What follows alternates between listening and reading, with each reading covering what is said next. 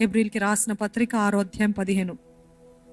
ఆ మాట నమ్మి అతడు ఓర్పుతోటి సహించి ఆ వాగ్దాన ఫలము పొందెను. బాధ, తృణీకరణ, త్రొక్కబడటము ఎవరైనా అబ్రహాము సహించాడంట.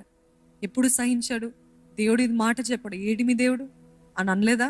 సారా అనున్నదే అనిందేమో, లేకపోతే ఆయన చుట్టూన్న వారు అన్నారేమో. అసలు ఆయనకు చాలా మంది దాసులు, అనేక మంది పరిచారకులు, వారందరూ అన్నారేమో, నువ్వు చెప్పావు మరి 25 years అయిందయ్యా, where is it, where is the promise? ఈరోజు ఓర్పుతో సహించాడు కాబట్టి ఆ వాగ్దాన ఫలము పొందెను.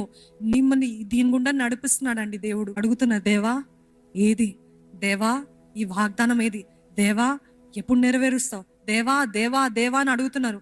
అది 5 సంవత్సరాలు అవ్వచ్చేమో, 10 సంవత్సరాలు అవ్వచ్చేమో, కానీ దేవుడు అకస్మాత్తుగా వచ్చి మన జీవితంలో ఆయన కార్యాన్ని జరిగిస్తాడు. హల్లెలూయా.